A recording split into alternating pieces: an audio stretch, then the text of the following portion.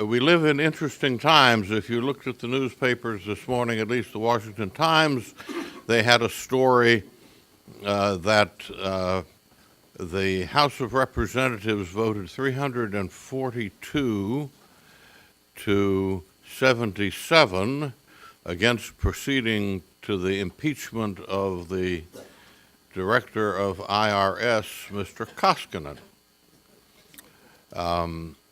This does not preclude action in the next Congress because Koskinen's term continues through to next November. But I can tell you that I was disappointed at least the current state of affairs and hope that something can be done about this next year. There are many abuses that the country has suffered during the Obama administration, but the use of the IRS as a political weapon against people who happen to oppose the president is one of the most awful things that has happened. And the reality is, and those who attend this breakfast regularly will recall me having said this before, the reality is that to this moment, despite the awful abuses that took place, no one has yet been fined, fired, or jailed for these abuses. This is a horrible precedent, and something much more dramatic and effective has to be done on this matter if we do not essentially destroy our system of checks and balances in this country. I encourage you all to live tweet today's event. The hashtag is on the screen. This year, the Leadership Institute has thus far trained 7,846 students. 6,700 of them were trained here in the U.S., and 1,145 were trained internationally. The Institute has conducted 284 individual training schools. That does not include the ongoing school, the Future Candidate School, that's taking place in these rooms today.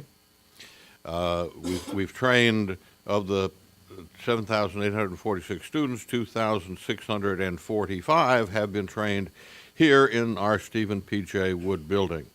And since 1979, the Institute has trained 179,031 students. You have before you at your table the Leadership Institute's schedule of schools currently scheduled for the balance of this year, and in 2017, many more schools will be put on that program during the course of next year.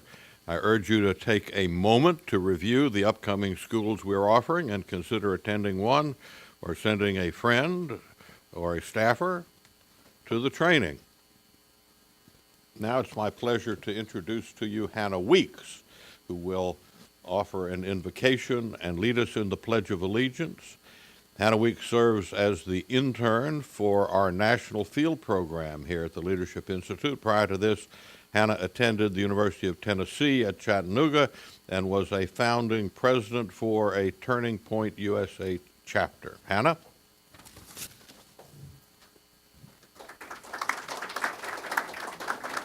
Good morning, y'all. If you don't mind standing for the prayer and pledge.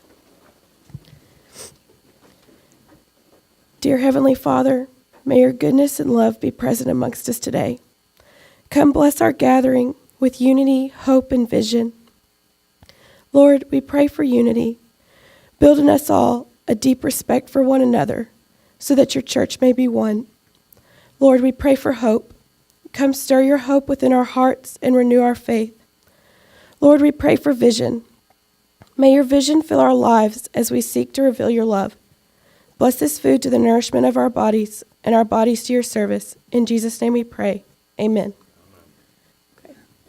I pledge allegiance to the flag of the United States of America and to the republic for which it stands, one nation, indivisible, with liberty and justice for all. Thank you. Thank you, Hannah. Now, my pleasure to present to you Patricia Simpson. She is the Director of Career Programs here at the Institute. In addition to overseeing the department's trainings, she manages all aspects of conservative jobs, which is our free job placement service. Prior to this position, Patty served as the Institute's Director of Political and Online Programs, where she managed the online production and distribution of Institute programs to strategic partner organizations and to the general public, as well as all of our political trainings. During her early days at the Institute, she served as the Deputy Director of Grassroots, where she was responsible for identifying, recruiting, and training conservative leaders and activists around the country. Welcome, Patty.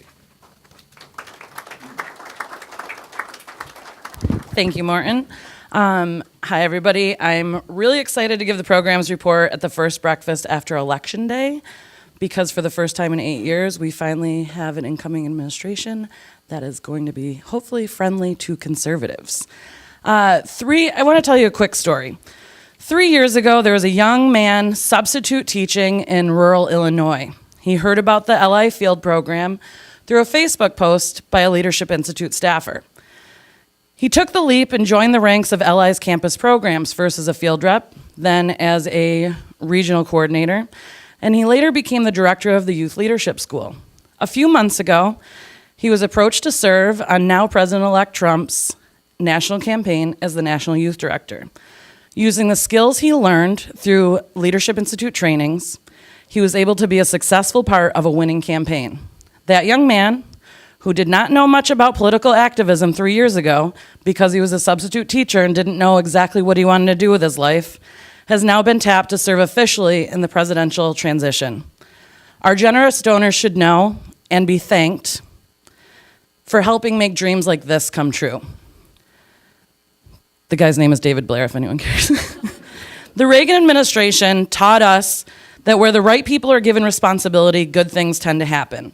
That's why the Leadership Institute, along with our friends at the Heritage Foundation, have been embarking on a project to help conservatives with competence, experience, and courage to step up and seek appointments in the Trump administration. LI now has 2 dedicated staff members helping individuals navigate the difficult process of securing a position within the Trump administration. As important as it is to train conservatives how to win, it is also very important to do what we can to help place them. If you or anyone you know has interest in being considered for a role within the new administration, feel free to contact us, specifically me, Patty. We must do all we can to ensure philosophically sound conservatives find their way into the new administration. After all, as Morton says, personnel is policy.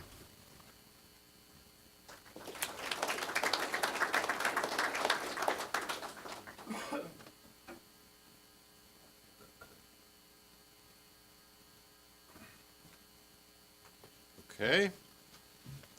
And now, to introduce our featured speaker, whom we're honored to have, I present to you Stephen Rowe. He is the Digital Training Coordinator here at the Leadership Institute. Prior to working here, Stephen was Editor-in-Chief of Turning Point USA's Hypeline. He managed social media at BetterMontanaJobs.com and was a team captain for the Montana Republican Party. Stephen received a Bachelor of Arts in Political Science from Montana State University.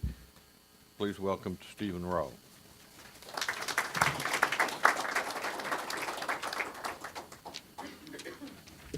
Thank you, Morton.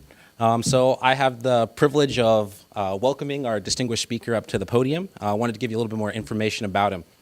So Congressman Tom Emmer was sworn into his first term in the U.S. House of Representatives on January 6th, 2015. He was born in 1961 in South Bend, Indiana, as his father finished his degree at Notre Dame. He grew up in Edina and went to St. Thomas Military Academy, where he grew in his faith and learned leadership through the JROTC. Tom learned the value of hard work at an early age. His great-grandfather, John W. Emmer, came to Minneapolis with two of his brothers to found a business, eventually became known as Emmer Brothers Lumber, now known as Viking Forest Products. By growing up around the company, Tom saw firsthand the everyday pressures faced by employers and the families who count on them. And he played hockey, lots of hockey. As a college hockey player, he received his BA in political science from the University of Alaska Fairbanks in 1984. He received his Juris Doctor from William Mitchell College of Law in 1988. But his life really changed when he met a girl from Arden Hills, his now wife. It was a true love, and they married in 1986. Today, they are blessed with 7 children, 6 boys and 1 girl. After practicing law for several years, Tom followed his entrepreneurial calling and opened his own law firm. The next 20 years were spent balancing family, business, hockey coaching, and serving on city councils in Independence and Delano. In 2004, he was elected to the Minnesota House of Representatives and re-elected by overwhelming majorities in 2006 and 2008. After an extremely narrow loss in the 2010 gubernatorial race, Tom entered the radio business as a conservative radio host on Twin Cities News Talk AM 1130, and his show became a favorite for conservatives across Minnesota. Tom cites family as his motivation for entering the political arena nearly a decade ago. 4 generations of Emmers have enjoyed Minnesota's prosperity, and Tom wants to ensure that the next generation of Minnesotans will be blessed with the same opportunities. So, ladies and gentlemen, if you put your hands together for Congressman Tom Emmer.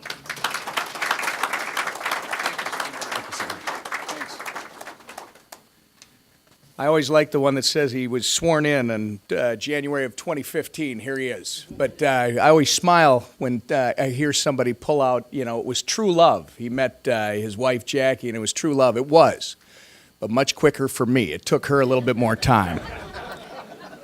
I want to thank Stephen with his background, all things digital. Morton, I want to thank you for your leadership, and this morning for calling out the hashtag, because as you might tell from my boyish, youthful good looks, I'm all about digital. I turned to Becky Allery, who is my communications department, and I said, I'm tweeting, right? And she said, yes, sir, right now. You're tweeting right now. So we're going to make sure we keep doing that. Thank you for having me. It is an honor to be with you this morning. It's an honor to be at the Leadership Institute that does so much incredible work. Those people that are here or out there that might see this, thank you for supporting the Leadership Institute. Just looking at the website before coming over this morning, you started giving some numbers, Morton, about more current numbers, but your website, or the Leadership Institute's website, points out that in 2015, the Institute trained over 10,000 students and identified nearly 54,000 new young conservatives. So if there's a movement going on in this country, and I do appreciate the remark earlier, we are hopeful that the incoming administration is going to be friendly to conservatives. I'm frankly very hopeful, but keep in mind, we wouldn't have this new administration. We would not have a majority in the United States Senate. We would not have a majority in the U.S. House of Representatives if it wasn't in large part due to the great work that organizations like the Leadership Institute have done. Thank you very much for what you do. So what I thought I'd do this morning is introduce myself, even though I think you just got my life story right from the date of my birth. It's funny. I ran for that other office a few years ago, statewide, and I was in the middle of a debate. I think it was, we only did like 40 debates just for the gubernatorial side, but even the endorsement side, we did another 40 or 50 of these debates. And I remember one of my opponents in the debate, the issue was, where do you come from? And I said, without even thinking, because I'm born in March, while my dad is a senior at Notre Dame, right? My folks had been married the summer before. They moved back to their home. They've now been married for 56 years. They've been sweethearts since the second grade at Our Lady of Grace Catholic School in Edina, Minnesota, and they literally have moved all of about 2 miles every time they've moved. They live right in the same community. But I'm doing this debate, and, you know, I guess I was born in South Bend, but I made the terrible mistake of saying I was born and raised in Minnesota. That's all I've ever known. What a scandal. He lied. He's not. He was born in South Bend, Indiana. Thank goodness we overcame that big scandal.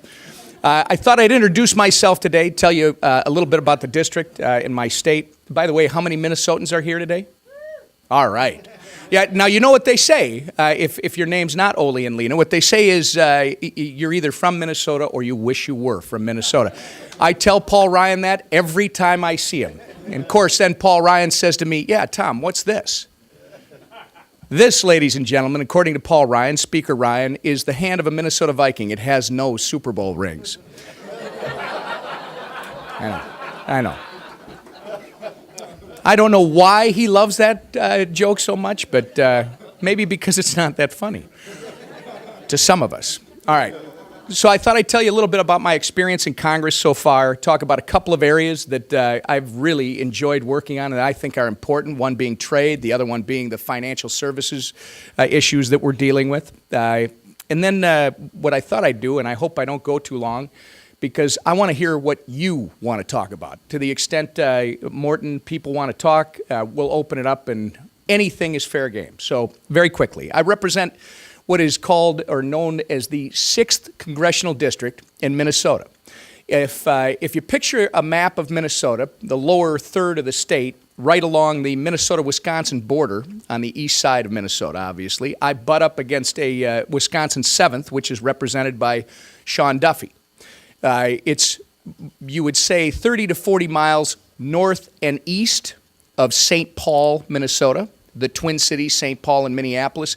It then goes from that eastern border and wraps around the Twin Cities. Now, it's interesting because, again, it starts about 30 to 40 miles from the downtown center out, and we're basically northeast all the way to northwest, maybe even a little bit south. It literally follows right around that northern side of the Twin Cities. More than 50% of the ground in the district that I represent is still in agricultural production. And yet, if you work in the cities, which a lot of people probably don't know, that Minneapolis and St. Paul, Minnesota, is one of the top financial centers in the United States, in the country. In fact, you've got U.S. Bank and Wells Fargo, and the list goes on and on. So even though more than 50% is in agricultural production, we have a large population that works in the downtown areas or somewhere on the outskirts of Minneapolis and St. Paul who live in our district. It's a very diverse population that lives in the 6th District. In fact, I think, and I'm going to look over at my staff, by the way, I got my Chief of Staff, David Fitzsimmons, here, Becky Allery. We've got the rest of our team, Naran, Nick, Luke Newgard. I hope I didn't miss anybody. And we even have one of our graduates, one of our famous graduates, Montgomery Pace, that's here. That must mean I've been here too long if people are now getting better jobs, right? But anyway, it is a very diverse district. I think it's about 60,000 of our residents are employed in the financial services industry, all right? So I came to, I was elected, as you heard. I've had a very interesting experience. I go home and, you know, it's been 12 years since I got involved in state politics. And yet you talk to people in Minnesota, it's like, well, you've been around forever, right? No, I've been around for just a little over a decade. I decided to run for the Minnesota State House of Representatives in 2004, elected in November of 2004, took office in 2005, served 3 terms in the Minnesota House of Representatives. My second term, I was the deputy leader of, unfortunately, the minority Republican caucus in the House. And then 2 years later, when our governor, Tim Pawlenty, announced he wasn't running for a 3rd term, the most unlikely of candidates, myself, for governor in the state of Minnesota. Why do I say that? Because there were about 9 candidates that ran that year from the Republican side. And if you were going to look at a list of those candidates who you would have towards the top, my name wouldn't have been one of them. It was probably down around the 6, 7, 8 slot. But 2 years later, and I'll just back up a little bit because maybe some of you will have a similar story. Maybe some of you already do. I I had done my community service. You heard the story from Stephen that I have 7 kids, 6 boys and 1 beautiful daughter.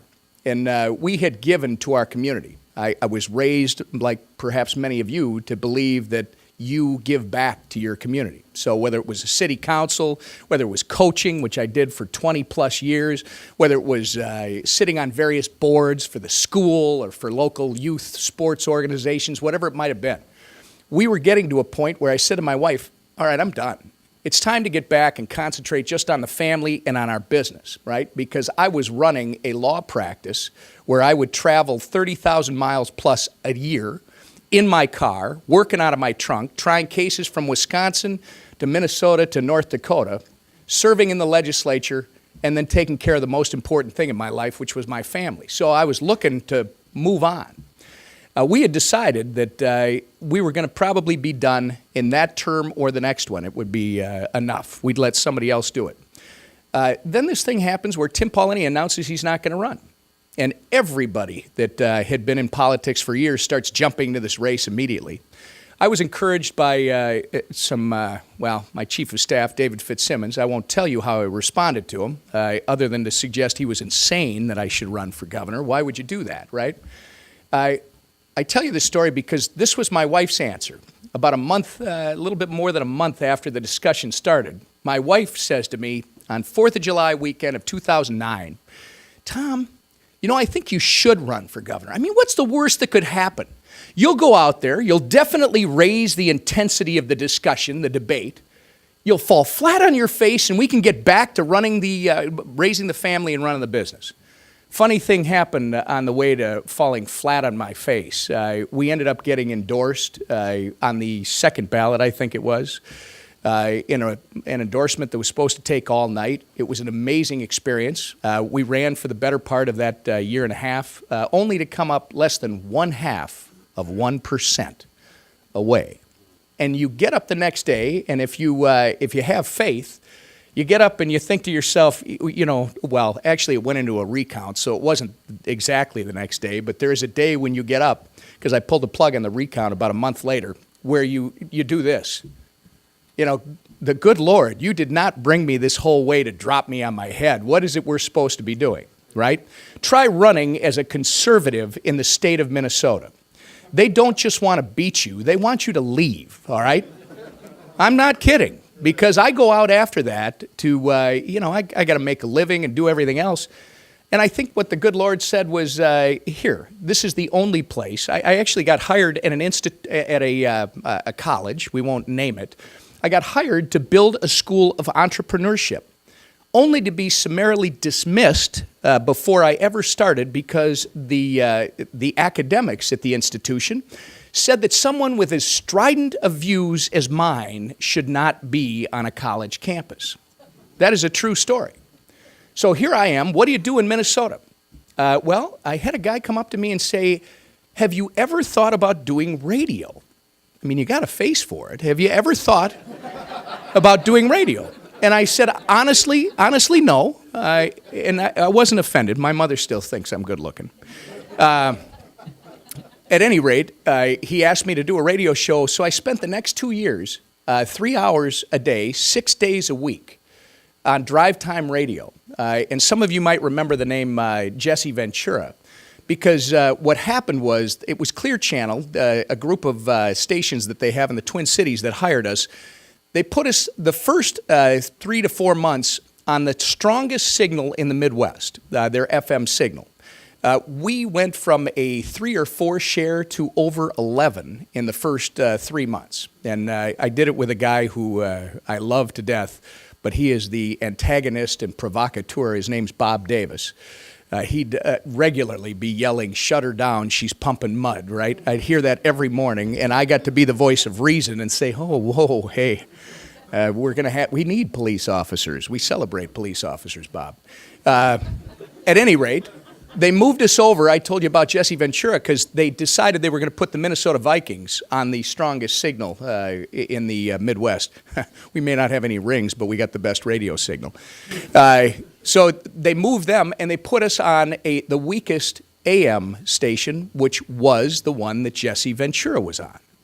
our numbers continued to stay up. In fact, after the election that Romney lost, while most conservative talk shows take a little bump and then go down for a period before they come back, ours came through the election and then just started to rise. Now it's the spring of 2013.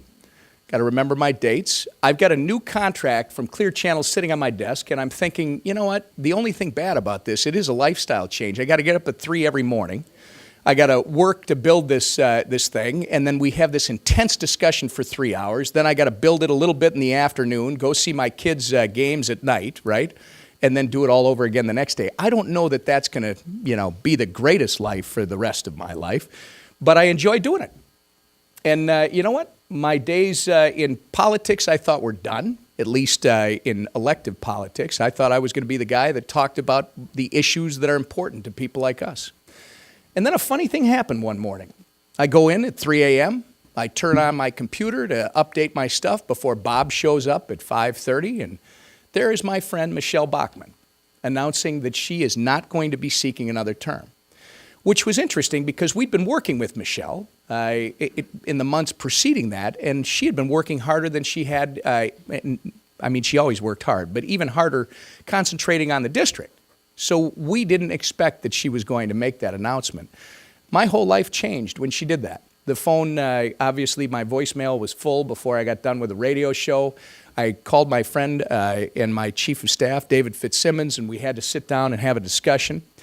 And it's funny because you look back, obviously I've been encouraged to look at that other office that I ran for, but you got to ask yourself, why are you in this?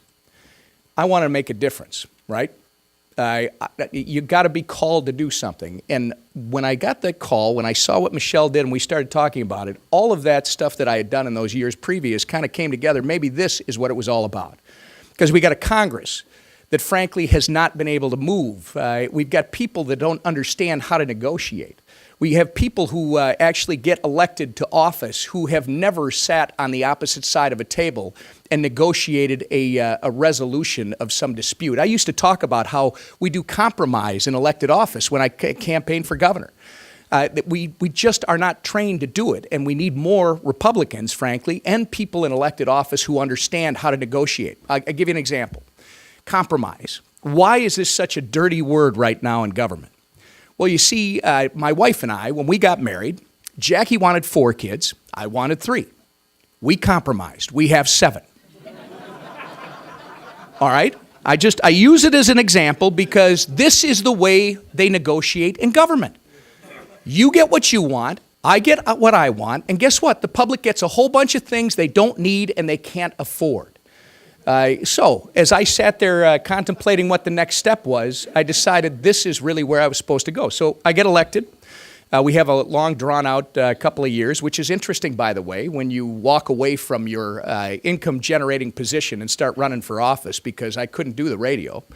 I literally had to leave the radio 4 days later. You want to talk about a family of 7 and health care, I'm happy to sit down and talk to you about it any time. But we ran, we got elected, we got here. Rudy Boschwitz, anybody familiar with that name? I'm sure the Minnesotans are. Rudy Boschwitz was a great senator here in Washington, D.C. from the state of Minnesota. I sat down with Rudy right after I got elected, and he gave me some great advice. 2 things. One, he said, you can get wrapped up in all kinds of things when you get to Washington, D.C., Tom. There's an issue for everything. My advice to you is find one thing. Find the thing that's in your wheelhouse and concentrate on that in your first term. You actually will have a better experience, and he said, and you might even be successful. Great advice. The other piece of advice that Rudy gave, I already knew, but I loved hearing it from him, and I love giving him credit for, because life is about relationships, right? Rudy told me a story of after he got elected, he showed up in Congress, in the Senate, and he had a senior member who you would know the name, I can't remember it now, but it's one of the long-serving senators, not from his party, who showed up in his office, was waiting for him, and introduced himself and said, welcome to the Senate, looking forward to getting to know you and working with you and trying to do some good things for this country. And Rudy told me the story, and he said, so I thought, this is great. You know, soon my other 98 colleagues will all be in my office, and they'll all come and introduce themselves. And he said, and I waited, and I waited, and I waited, and nobody showed up. He said, so what he did was he went to them and started to meet them. And I thought, what a great story, right? There's 534 other members of Congress. I said, and you folks know this, life is about relationships. You need to meet them. You need to know who they are. You need to understand why they went to Congress. What are they looking to accomplish? Who are they? What motivates them and what drives them? Because while we are going to disagree, we all essentially want the same things. So if you build those relationships up front, when it comes time to have that disagreement, it can be respectful because it's trust that's missing, right, in Washington. So I came here, I was appointed or put on the Foreign Affairs Committee and the Ag Committee, very important to my state. What are the two main drivers of Minnesota's economy? We're a state of about 5.3 million people. And the two primary drivers of our state's private economy are agriculture and manufacturing. So very important to the state of Minnesota. And what was the one thing when I got here that I realized was in my wheelhouse? It was trade. So as a freshman member of Congress, and I just love that term because this white hair, being called a freshman is actually refreshing. What I did as a freshman is I was one of the freshman authors of the TPA letter, Trade Promotion Authority. I think this is one of the best things we passed, and we might have a disagreement about it, but be happy to talk about it. I authored the letter because I knew that if you have not been in Congress before, you don't have a voting history. And for leadership to understand where people stood, if you got people to acknowledge they support TPA, this would be very helpful. Well, I didn't know that this was going to be Paul Ryan's number one issue in this Congress, the first year of this Congress. Because of what I was doing with the TPA letter, Paul Ryan invited me into his small whip team, which accelerated the relationships that I was building. I mean, Pat Teaberry and Pete Sessions, and the list goes on in this small group that I got to know instantly because we were working on TPA. And I won't bore you with the stories, but there are some pretty funny stories where I was asked to go, as Montgomery will remember some, asked to go talk to senior members about TPA and where they stood. My favorite, and all I'll add, because if he ever sees this, he'll know that it was him. My favorite is the one where it involves red snapper. I went and talked to a member about TPA because Paul had asked me to do it, and he said, why does he, I won't even do the southern drawl either because I can't do it justice. It's much slower than I'm doing. He said something to the effect of, why does Paul Ryan want you to talk to me about TPA? And it's long when he says it, TPA. And I said, I get it. You know, you're a senior guy. I'll have him talk to you. He goes, no, come on over here. Let's talk about red snapper. I learned more about red snapper because of TPA. At any rate, all about relationship building, and I got 30 to 35, I think, of our freshman members. We had 47 to sign off on the letter, and they supported TPA, which, by the way, I would suggest to you is why we are able to have a discussion about these trade agreements today, because TPA required the administration not just to negotiate and communicate with Congress, but then to publish the final agreement for not just Congress, but all of America to weigh in on. And I think that's why we have a chance to discuss it today.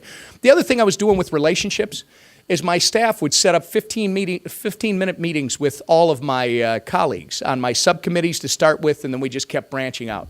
David Cicilline is a story I like to tell. David Cicilline is the former mayor, I believe, of Providence, Rhode Island, a Democrat. And I went in and sat down with David, and he says, so what do you want to talk about? I said, nothing. I just wanted to introduce myself. I wanted to meet you. I want to understand who you are, why you're here, what you're looking to accomplish. And he sits back in his chair, and he goes like this. And he says, I wanted to do this ever since I got here, but there's never enough time. Well, you just got to make the time. But that relationship, even though David and I don't usually see eye to eye on policy stuff, that relationship makes it easier for me now to work with David and some of David's colleagues if and when it is time. I want to talk about financial services very quickly because I think this is the biggest call to action that we have in this country. We have people out there who are, they're trying to make it look as though the financial services industry is the evil side of America. I'm here to tell you that the financial services industry, while it has issues that have to be addressed, and those that are in it will tell you that there are issues that need to be addressed, It is freedom. This is why we have freedom in this country. If you think about what drives America, it's entrepreneurs and it is small business. It is the ability to come up with an idea and go down to the corner to the local community banker or to your credit union or whoever that might be and sit down with them with a business plan and say, I have an idea and I need your help to get this idea started. And I sit and look around, I hear the other side talk about the banks, this, and we're going to, they have no concept of what the average man or woman in America is trying to accomplish and what they are doing to their dreams. I'll give you this example. So in 2008, in this country, after the crash, we had roughly 8,000 community banks and roughly 8,000 credit unions in the United States of America. A year after the crash, we still had roughly 8,000 of each. Guess what? 6+ years now since the Dodd-Frank law was passed, we are down to roughly 6,000 of each. We have lost over 20% of our community banks and our credit unions. And I'm here to tell you, as one member of Congress from the great state of Minnesota, who has had an opportunity to travel the great state of Minnesota many times from border to border, this is killing the future of America. We have to unleash the entrepreneurial spirit again. It does start with regulation because we have become the regulation nation. Morton, you and I were starting to talk about this. We've got the REINS Act. We need to start to sunset some of these regulations. We've got ideas that now we have a chance to put into action. But we need to start, you and I, we need to start communicating with America before it's too late and letting them understand the small banks, the lower end of the financial services food chain. Yeah, you've got the 13 biggest banks in the country. They probably need some enhanced supervision. There's some other things that some of us might suggest. But when you talk about the lower end of the financial services food chain, relate it to everybody's everyday life and ask yourself, where's the next business in a garage going to come from? Bless you, Marlon. Where is the next business going to come from? Harley-Davidson started in a garage. Amazon started in a garage. The great Medtronic from my state started in a garage. We can keep going on the list. Walt Disney started in a garage. There are business after business. And guess what? There's a thing, I think it's called the Kaiser Index. I think I have it right. It's the only one I can find, so if somebody has a better one, I'd love to hear it. But the Kaiser Index tracks new business startups in the country. Minnesota in 2014, if I have it right, was ranked number 43. We're the home of innovation. Minnesota is still home to 17 Fortune 500 companies. But we rank number 43 in the United States of America in new business startups amongst the states. And guess what? A year later, according to the same index, we dropped to number 47. And I'm going to suggest to you that it's the regulations, it's closing out any opportunity for the lower end of the financial services food chain to be moving capital, to allow people to realize their dreams through their own hard work and their initiative and their ingenuity. And this is something that we better get a hold of now because we see, those of us that are old enough now, we see what happened with health care.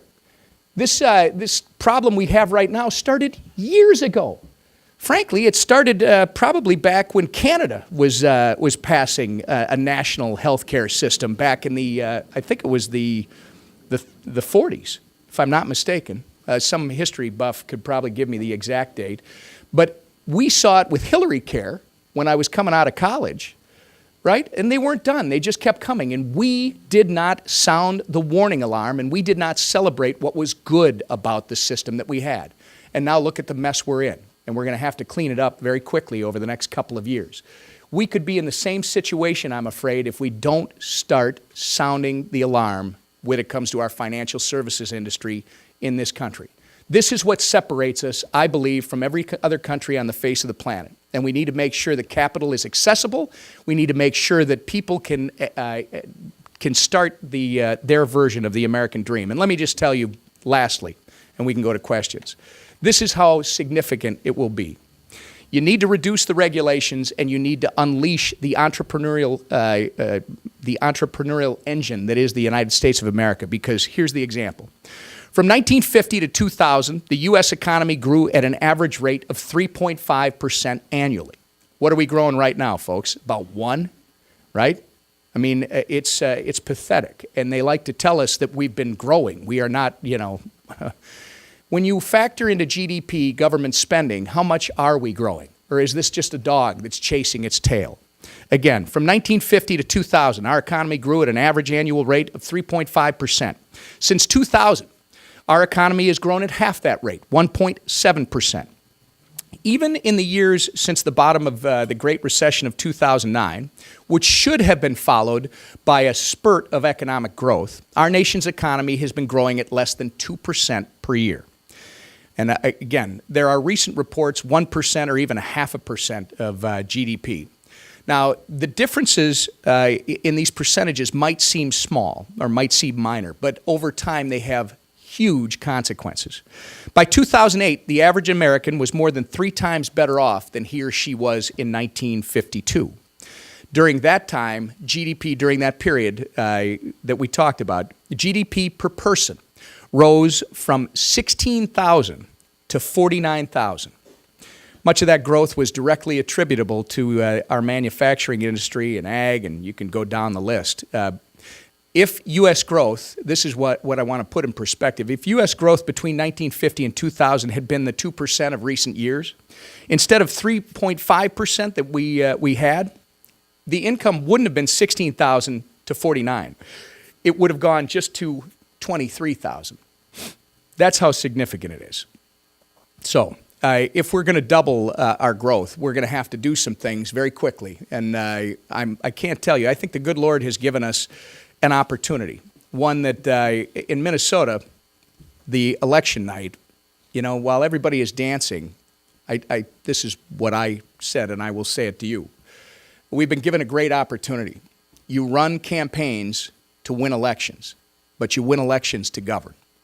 And now is the time that we're going to have to perform, because I don't believe that America voted for Republicans. I believe that America voted for something different. Republicans and Democrats alike have not been delivering for years. This has been my complaint within my own party. It's time that we actually step up and do what we said we were going to do. Are we going to get 100% of everything? No, I understand that. But as long as we are moving significantly in the direction that we need to move, reducing the overwhelming regulations. I mean, you guys have seen the numbers. It's incredible the amount of regulation that has been dropped on the American economic engine in just the last 8 years. But it goes back further than that. If we can do this, guess what? America is going to be a much better place, and my kids, your kids, our grandkids are going to have the opportunity that this country promises them to realize their American dream. So again, thank you for having me here today, and why don't we just open it up with the time we have left to whatever you want to talk about. And does somebody else want to call on people so I don't? Yeah, I'll do it. Thank you.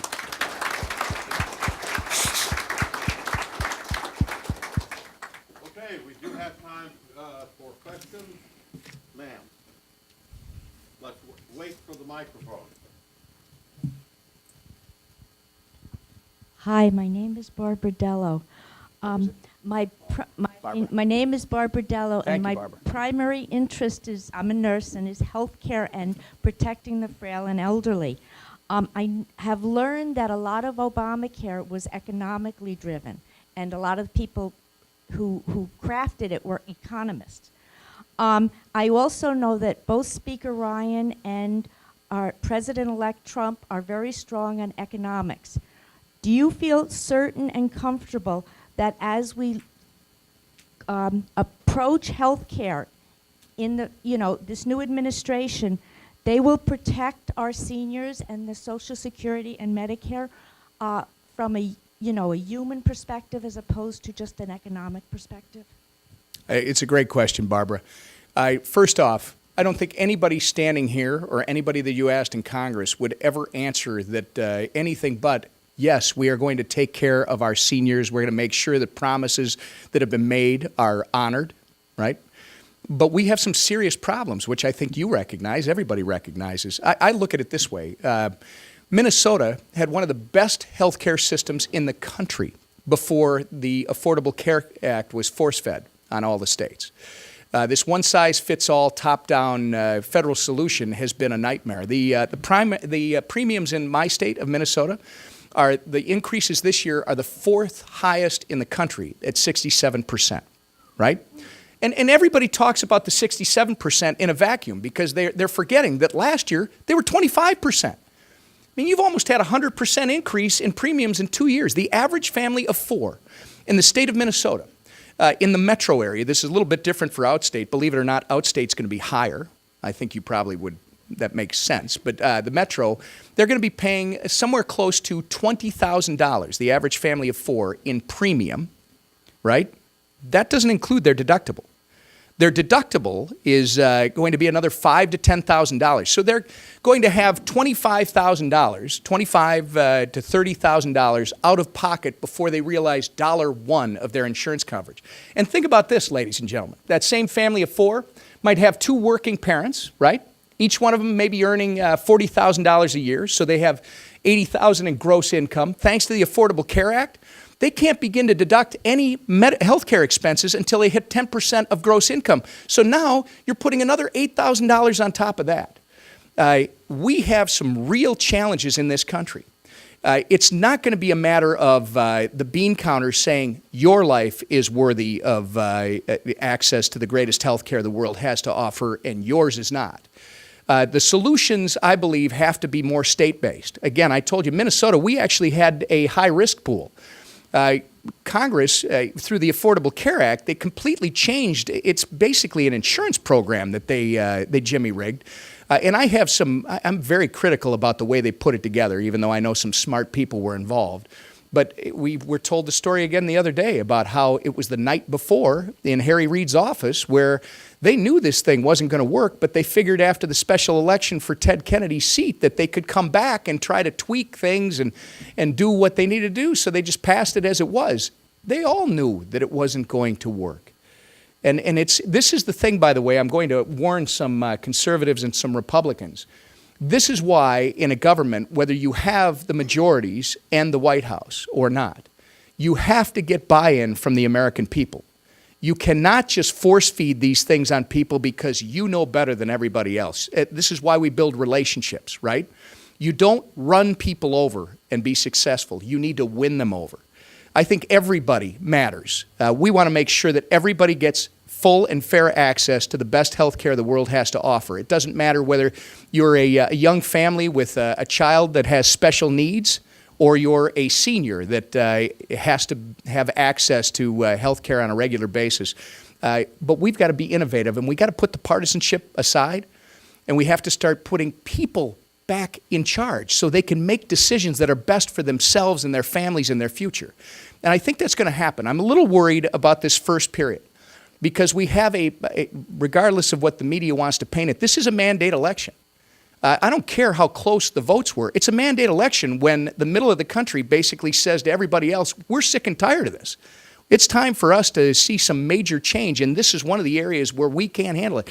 I have a voicemail on my phone.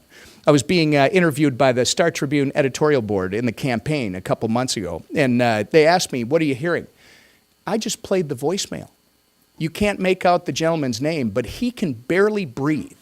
He talks about being, he's a young father, just short of 40, family of 4, got a 25% increase last year. Now they want him to pay this. And he says, you can feel him shaking on the other side. He says, I'm done.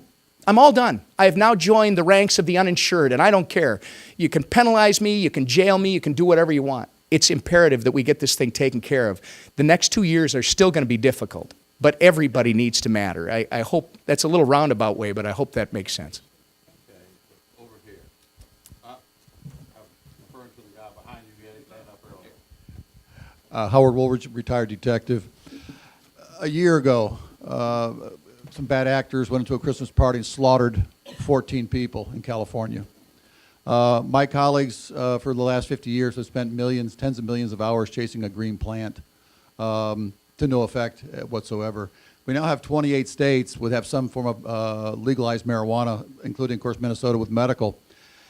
At the federal level, are you ready to apply the 10th Amendment and give the issue of marijuana back to the states for them to take care of? Or do you think we should continue having Washington control everything when it comes to this, and then the DEA goes out in January and starts crushing the state's legalized operations? No, I've already taken a stand on this. I'm not a pro-marijuana guy. In Minnesota, I fought it. In the argument for medicine, I accept it. For those of you who believe that this is a great pain relief. But I think politicians were being disingenuous by trying to legalize it as medicine. Why don't they just vote to legalize it? Why don't you take a stand and say one way or the other? Stop playing games so that you can tell the American public, I'm not in favor of this, but for medicinal purposes. And then you get these heart-wrenching stories. Well, I slow danced my sister as she died from breast cancer a little bit more than 12 years ago. So I have a little understanding of what that's like. But let's have an honest discussion about it. And the beauty of this thing is, how are you going to turn this back, right? I believe people said the 10th Amendment doesn't apply anymore because the Supreme Court screwed it up several years ago with a decision about wheat in a state. They said a guy who grows a crop in his own state and sells it in his own state and never leaves his own state is somehow involved in interstate commerce. I don't know who fell on their head that day, but that was their conclusion because the fact that crop didn't get out into interstate commerce is somehow going to affect the whatever. It's alive and well because you're seeing states do this. I mean, I said this when I was campaigning a few years ago. We had a governor, a wrestler, big tough guy. We had a bunch of trees get blown down in the Boundary Waters canoe area in northern Minnesota. We were told by experts that this is a tinderbox waiting to go up, and if this lights on fire, you will have millions of acres burning, and it will present a health risk to Minnesota residents as well as property damage. And our big bad governor said, we're going to go in there and we're going to log that stuff. And the federal government told him, no, you're not. And he cowered and walked away. And I always thought the greatest thing he could have done was been sitting on the hood of that first logging truck with one of his big cigars in his mouth saying, you know what, I represent the state of Minnesota and my job is to protect the citizens of this state. And I'm going to make sure that I do that. And if you don't like it, you can stop me. And I don't think they ever would have. Well, now we've got it with marijuana of all things. The states are saying, we are going to legalize this. And we've got a federal government that still has young men and women in uniform risking their lives. And you talk to the police officers, most people don't know that my background in law, I started out defending police officers in excessive force claims. And if you ever want to feel for the guys and gals in blue, start looking at the things they have to go through with people they know. I mean, people they know, you get a little alcohol or something in them and all of a sudden they change and it's a very dangerous job. But it's amazing that we at the federal level still think we can tell the states when it comes to issues like this how they're going to behave when they're all looking the other way in the first place. So it's a complete waste of resources and I think that it's a state issue and that's where it should stay. And I hope that we're going to be doing that going forward.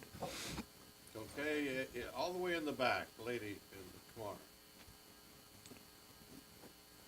Oh, sorry, gentleman, long hair.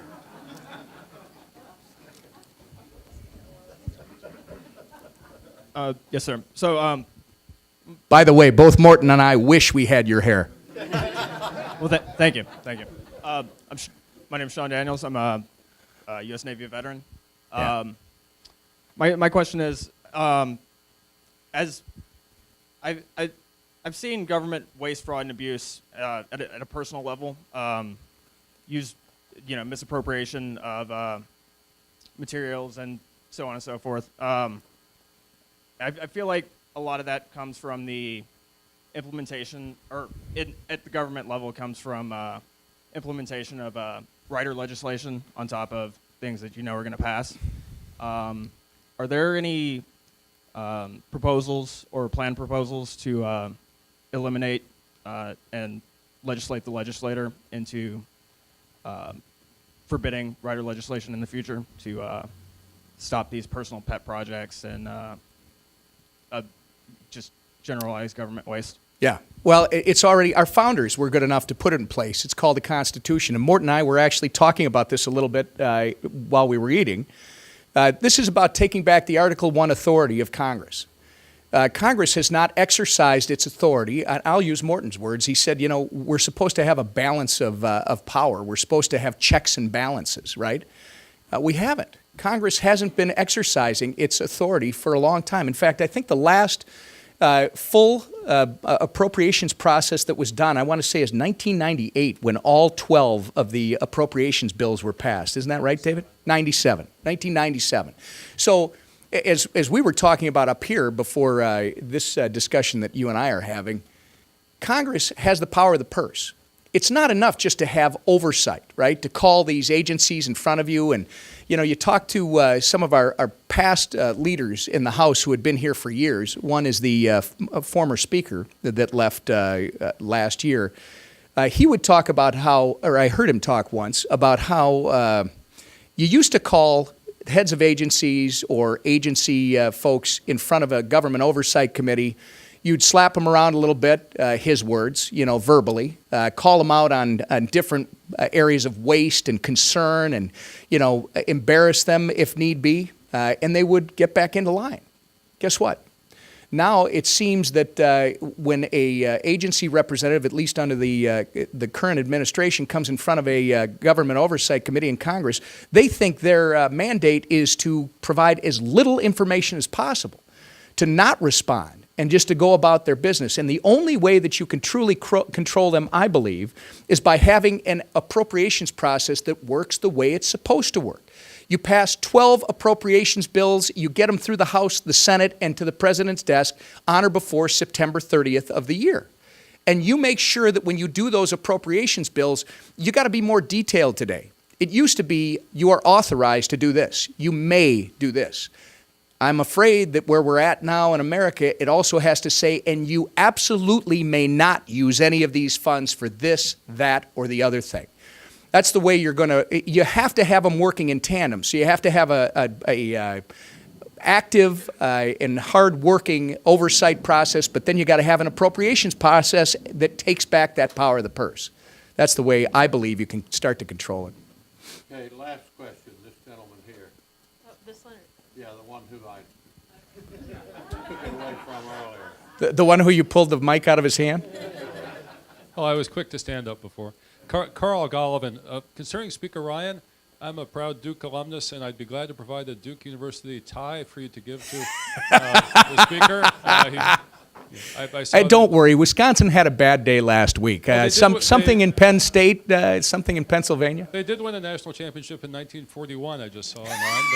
But in any event, today's Washington Times, page A7, Andrew Jackson speaks from history. His farewell address of 1837, his words concerning central banking and paper money. Yeah. Financial services need to have an honest unit of account to properly maintain scale. We have what the Attorney General calls too big to fail, too big to prosecute banks. It's because we have a fraudulent system of essentially IOUs redeemable in OPEC oil. That's what we use for money.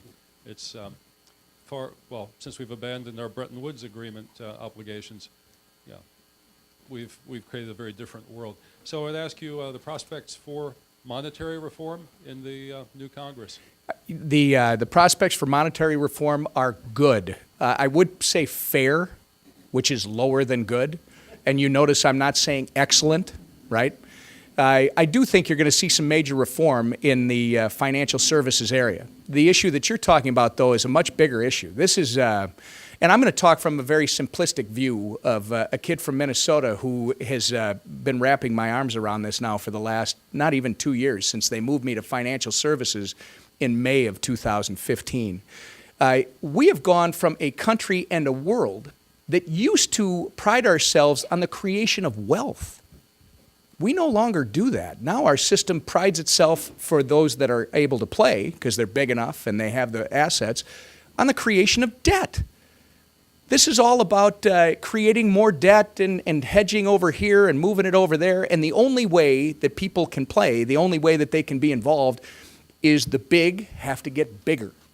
Because you have to have the resources to be in the game, or guess what? You are left behind.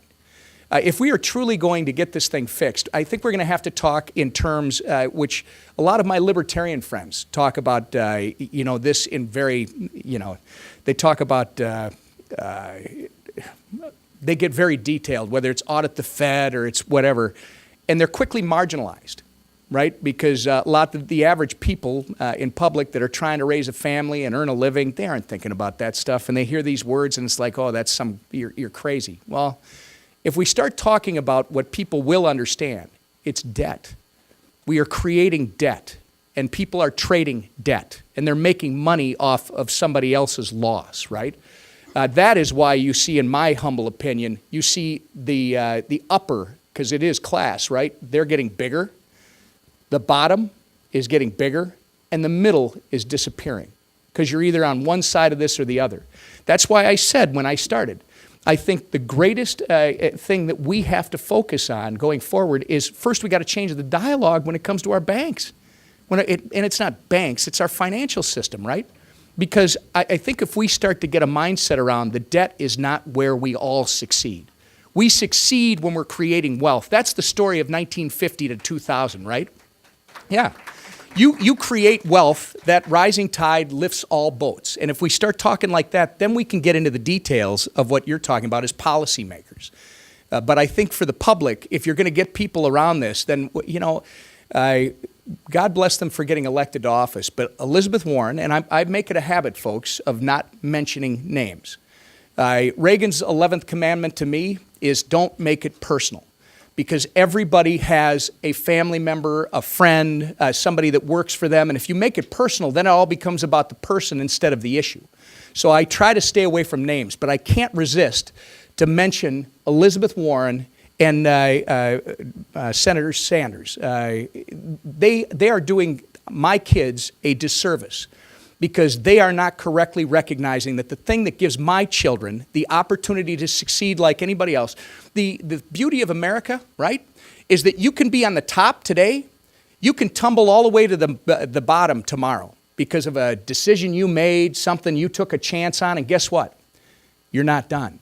You can get up the next day, the sun will come up, and you can start to climb back up that ladder.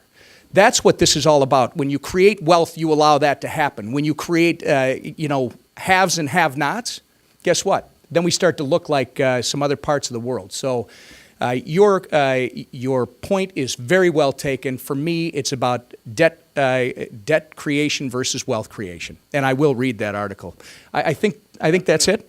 Thank you very much, everybody. Appreciate it. All right, will do. Well, thank you, Congressman Tom Emmer. We really appreciate it. You are obviously articulate. We can see how you succeeded on talk radio, and you Well, were. there was no camera. Don't this wonderful face for radio. Every successful radio person says that, whether they are handsome or not. Let me, we have a perfectly acceptably handsome gentleman here.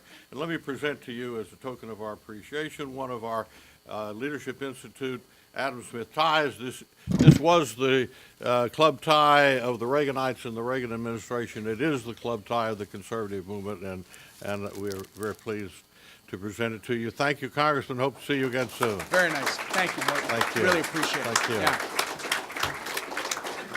I invite you to join us on January 4th for our next Wednesday Wake Up Club breakfast. I encourage you to RSVP online at leadershipinstitute.org/breakfast. Anyone interested in a tour of our Stephen P.J. Wood building and the adjacent Emerson and Dolores Wright Center for Campus Reform should meet Maggie at the podium after breakfast. Maggie, are you here? Come on, step up here so they can all see who you are. She is a regional development officer, and Maggie will be helpful to answer any questions you might have and give you a great tour, stem to stern, of our facilities here that donors make possible. Thank you all very much.